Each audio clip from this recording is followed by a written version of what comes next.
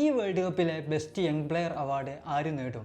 2014 Paul പോഗ്ബയാണ് അത് നേടിയിരുന്നത്. 2018 അത് Kylian Mbappe തൂക്കി. 2022 എൻസോ ഫെർണാണ്ടസും തൂക്കി. ഇനി ഈ വർഷത്തെ ഗോൾഡൻ ബോയ് അവാർഡ് നേടാൻ സാധ്യതയുള്ള 10 പേരുടെ ലിസ്റ്റാണ് ഇന്ന് ഗോഡ്സ് ഓഫ് ഫുട്ബോൾ നിങ്ങളുടെ മുന്നിൽ അവതരിപ്പിക്കുന്നത്. അതിൽ ഒന്നാമത്തെ പേര് സ്പെയിൻ സൂപ്പർ താരമായ ലാമിൻ യമാലിൻ്റെ പേരാണ്. ബാർസലോണയ്ക്ക് വേണ്ടിയും സ്പെയിനിനും വേണ്ടിയും മികച്ച പെർഫോമൻസ് കാഴ്ചവെച്ചിട്ടുള്ള ഒരു താരം തന്നെയാണ് ലാമിൻ യമാൽ. രണ്ടാമത്തെ താരം എന്ന് പറയുന്നത് അർജൻറ്റീനയുടെ നിക്കോ പാസാണ്. അദ്ദേഹം ഇപ്പോൾ ഇറ്റലിയിൽ കോമോക്ക് വേണ്ടിയാണ് കളിക്കുന്നത്. അദ്ദേഹം ഫാബ്രിഗാസിന് കീഴിൽ മികച്ച പെർഫോമൻസാണ് കാഴ്ചവെച്ചുകൊണ്ടിരിക്കുന്നത്. അർജൻറ്റീനയ്ക്ക് വേണ്ടി അദ്ദേഹം കൂടുതൽ മത്സരങ്ങളൊന്നും കളിച്ചിട്ടില്ല.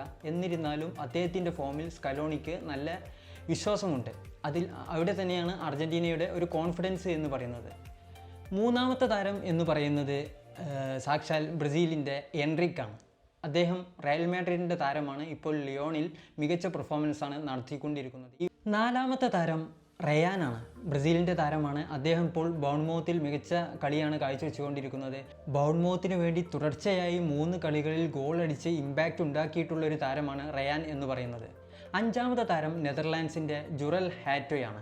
അദ്ദേഹം സെൻറ്റർ ബാക്കാണ്. അയാക്സിന് വേണ്ടി ഒരു മികച്ച സീസൺ തന്നെ ഈ സീസണിൽ അദ്ദേഹം കാഴ്ചവെച്ചിട്ടുണ്ട്. ആറാമത്തെ താരം എന്ന് പറയുന്നത് ഇംഗ്ലണ്ടിൻ്റെ പ്രധാന താരമായ നിക്കോ റെയ്ലിയാണ്. അദ്ദേഹം മാഞ്ചസ്റ്റർ സിറ്റിയുടെ താരമാണ്. ഇപ്പോൾ മാഞ്ചസ്റ്റർ സിറ്റിയുടെ ഫസ്റ്റ് 11-ലെ നിറസാന്നിധ്യമാണ് നിക്കോ റെയ്ലി എന്ന് പറയുന്നത്.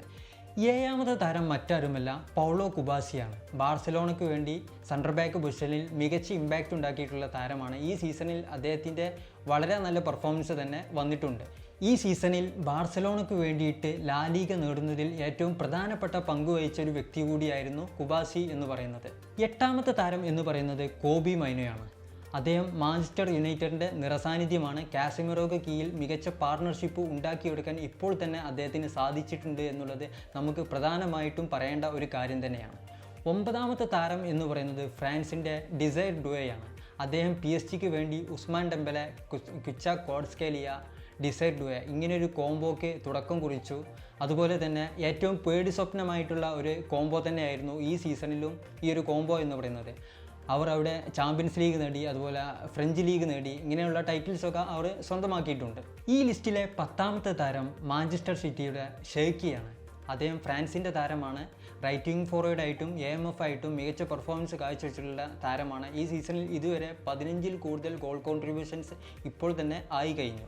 ഈ വേൾഡ് കപ്പിൽ മികച്ച ഇമ്പാക്റ്റ് ഉണ്ടാക്കുമെന്ന് പ്രതീക്ഷിക്കുന്ന 10 താരങ്ങളെയാണ് ഞാൻ നിങ്ങൾക്ക് മുന്നിൽ പരിചയപ്പെടുത്തിയത്. ഇവരെ കൂടാതെ സ്പെയിനിൻ്റെ തന്നെ ഗാവി, ജർമ്മനിയുടെ ഫ്ലോറിയൻ വിഡ്സ്, നോർവേയുടെ ആൻ്റോണിയോ നൂസ ഇങ്ങനെയുള്ള താരങ്ങളൊക്കെ ഈ ലിസ്റ്റിൽ പരിഗണിക്കപ്പെടേണ്ട താരങ്ങൾ തന്നെയാണ്. ഈ താരങ്ങളിൽ മികച്ച യങ് പ്ലെയർക്കുള്ള അവാർഡ് ആര് സ്വന്തമാക്കുമെന്ന് നിങ്ങൾ കമൻറ്റിലൂടെ രേഖപ്പെടുത്തുക. മറ്റൊരു വീഡിയോയുമായി നമുക്ക് വീണ്ടും കാണാം. നന്ദി.